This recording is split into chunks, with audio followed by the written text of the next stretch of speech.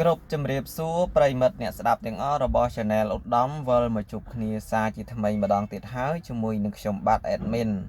ហើយថ្ងៃនេះ Admin មានសាច់រឿងបែបអប់រំមួយដែលសាច់រឿងនេះគឺជាប្រធានបទដ៏មានន័យនឹងឆ្លុះបញ្ចាំងនៃសង្គមជាក់ស្ដែងអញ្ចឹងណាយ៉ាងណាដូចជាសាច់រឿងនេះអញ្ចឹងដែលមានចំណងជើងថា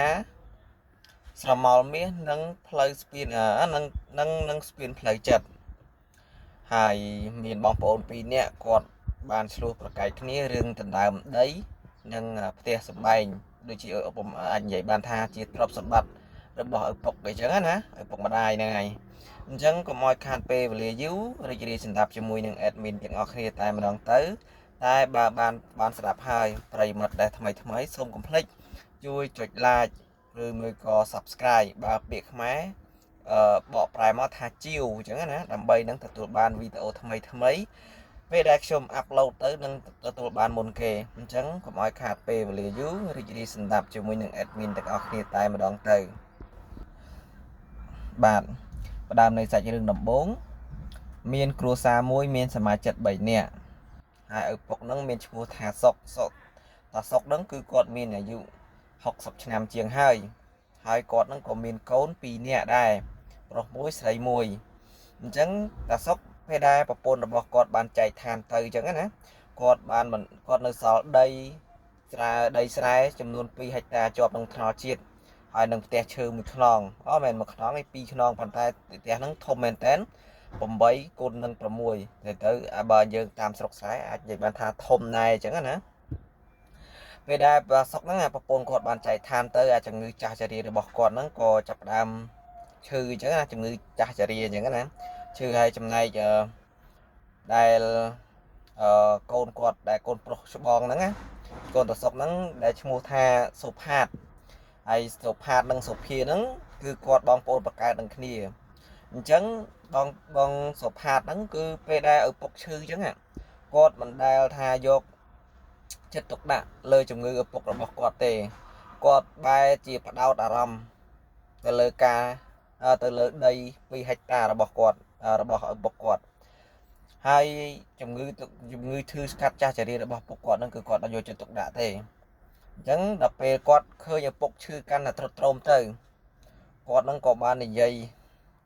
សួរនាំឪពុករហូតសួរថាពុកកាបានពុកធ្វើកម្មសិទ្ធិផ្ទៃដីនឹងមកឲ្យខ្ញុំនេះជាកូនប្រុសច្បងខ្ញុំត្រូវការតពូជវង្សតកូលបើពុកមិនចែកឲ្យខ្ញុំទេខ្ញុំមិនព្រមខ្ញុំក៏មិនព្រមដាច់ខាតអីចឹងណាហ្នឹងហើយបន្ទាប់មកសូភាដែលគាត់ជាប្អូនស្រីដែលកូនស្រីពៅរបស់តាសុកគឺគាត់មិនដែលថាមើលថែឪពុកមិនចង់បានចង់បានអ្វីពីឪពុកទេគឺគាត់ដឹងថាពីមើលថែចាស់ជរាមើលជំងឺគាត់មិនដែលពីនិយាយពីរឿងទ្រព្យសម្បត្តិទ្រព្យអីទេទោះបីថាជីវភាពរបស់គាត់ក្រលំបាកយ៉ាងណាក៏ដោយគឺគាត់មិនចោលឪពុកទេគឺគាត់មើលថែរហូតហើយនៅថ្ងៃមួយដោយសារតែឮដំណឹងថាសុផាតដែលជាបងប្រុសឮដំណឹងថាឪពុកហ្នឹងក៏ឈឺខ្លាំងទៅគាត់ក៏បានហៅមេភូមិនិងឯកសារមួយចំនួនយកមកឲ្យឪពុករបស់គាត់បានផ្តិតមេដៃអញ្ចឹងណាមកដល់ផ្ទះភ្លាមស្រាប់តែបងសុផាតហ្នឹងគឺគាត់បាននិយាយគម្រាមដាក់ឪពុកគាត់ខ្លាំងថាបើពុកមិនព្រមបកគលឬមួយក៏ផ្ទេផ្តិតមេដៃបកគលដីនឹងមកឲ្យខ្ញុំទេខ្ញុំនឹងឈប់រាប់អានឪពុកឈប់រាប់អានពុកនឹងមីអូនហើយដល់ពេលសុភាបងស្រីសុភាគាត់ឮបងប្រុសគាត់និយាយបែបហ្នឹងគាត់ក៏ស្រែកថាបងឯងដូចជាជ្រុលពេកហើយឪពុកកំពុងតែឈឺហេតុអីបានជាបងគិតតែពីទ្រព្យសម្បត្តិរឿង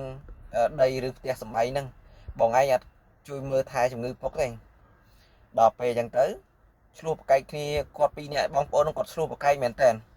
ឆ្លោះប្រកែកស្រាប់តែតសុកហ្នឹងគាត់ងើបពីក្រែតិចហ្នឹងហើយគាត់ហ្នឹងក៏បានងើបអង្គុយហើយគាត់ក៏ហៅកូនតែគាត់ទាំងពីរហ្នឹងទាំងសំឡេងញ័រអញ្ចឹងណា ដល់ពេលកូនគាត់ទាំងពីរឆ្លោះប្រកែកគ្នាពេកគាត់ក៏ហៅមកកូនហ្នឹងមកអង្គុយស្ដាប់ជុំគ្នាគាត់ថាគាត់និយាយទាំងញ័រមាត់តាសុកគាត់និយាយទាំងញ័រមាត់ហ្នឹងគាត់ថាកូនណារឿងដីរឿងផ្ទះសំបែងហ្នឹងពុកខិតខំប្រឹងរណារសន្សំហ្នឹងទុកឲ្យកូនទាំងពីរអ្នកនឹងឯង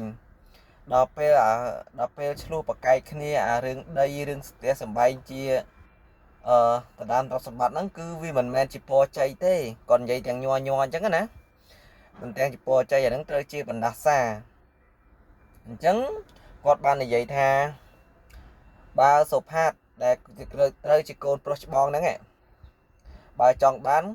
ក៏យកចុះតែគាត់ហាមថាកុំឲ្យបែកបាក់បងប្អូនអញ្ចឹងមានន័យថាគាត់និយាយបដៅកូនថាបើសិនជាទ្រព្យសម្បត្តិឬមួយក៏របស់របរយើងអាចរកថ្មីបានប៉ុន្តែបងប្អូនចេញពីឪពុកឬមកក៏ម្ដាយតែមួយបើបែកបាក់ហើយយើងមិនអាចរកចង់ថាមិនអាចរកវិញបានអីចឹងណាគាត់និយាយបែបហ្នឹងហើយស្រាប់តែគាត់ហ្នឹងក៏សម្លាប់បាត់ស្វារតីបណ្ដោយសម្លាប់បាត់ឈឹងបណ្ដោយហើយបងសុផាតនិងសុភាគាត់ឃើញឪពុកគាត់ស្លាប់អញ្ចឹងគាត់ក៏បញ្ញាយកឪពុកហ្នឹងបញ្ជូនទៅកាន់មន្ទីរពេទ្យហើយបងសុផាតហ្នឹងពេលដែលទៅដល់បន្ទប់មន្ទីរពេទ្យសង្គ្រោះបន្ទាន់ហ្នឹងគឺគាត់បានសម្លឹងមើលដៃរបស់គាត់សម្លឹងទៅគាត់ក៏នឹកឃើញពាក្យសម្ដីរបស់ឪពុកគាត់ផ្ដាំមុននឹងថាផ្ដាំមុនពេលនៅពេលដែលឪពុកគាត់មិនទាន់សម្លាប់អញ្ចឹងណាគាត់បានឮចាំពាក្យសម្ដីហ្នឹងគាត់ថាគាត់មើលដៃខ្លួនឯងអញ្ចឹងទៅមើលដៃខ្លួនឯងគាត់នឹកឃើញពាក្យសម្ដីអញ្ចឹងទៅគាត់ក៏គាត់ថាទេអញមិនសមសំបីតែរឿងការរស់នៅហូបចុកអាហារ3ពេលសោះអញមិនគួរលោភលន់ឬមួយក៏ចង់បានទ្រព្យសម្បត្តិឪពុកអីចឹងណាគាត់នឹកឃើញអញ្ចឹងទៅហើយគាត់ក៏ដឹងខ្លួនឡើងវិញថារឿងដីធ្លឺទាំងអស់និយាយថាដឹងខ្លួនឡើងវិញគឺដឹងកំហុសពីរបស់គាត់គឺគាត់បានបដូរគំនិតបដូរអីចឹងណាហើយគាត់ក៏បានរួមគំនិតគ្នា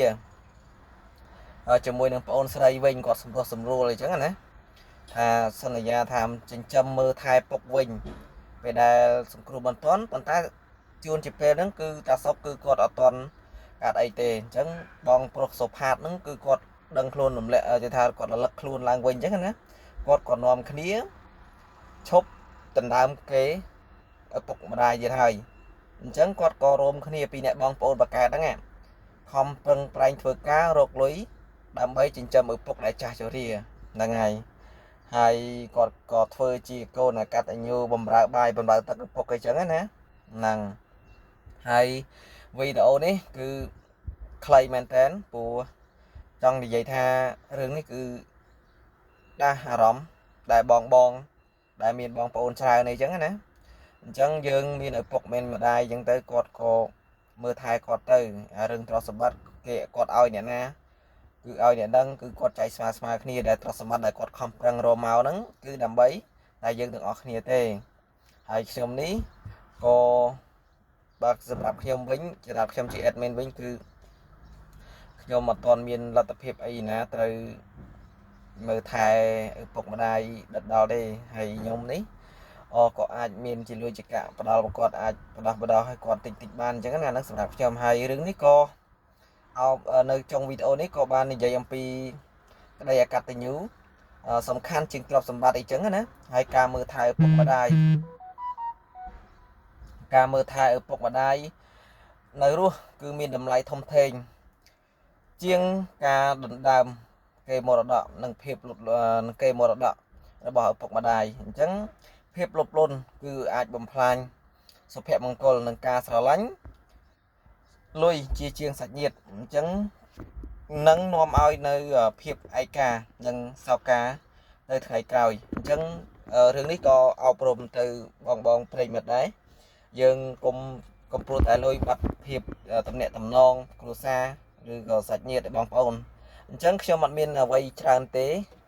បើសិនជាខ្ញុំនិយាយទៅប៉ះពាល់អារម្មណ៍ប្រិយមិត្តអ្នកស្ដាប់គេថាសូមអភ័យទោសដល់លោកខ្ញុំផងបាទអញ្ចឹងបើសិនជា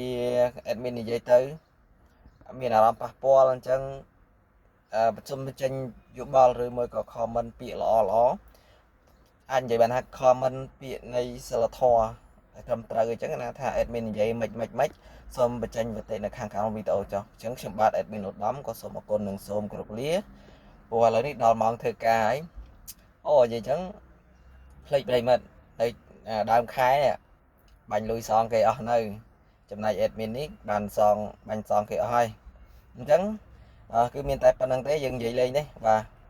អរគុណបាយបាយជួបគ្នានៅវីដេអូក្រោយ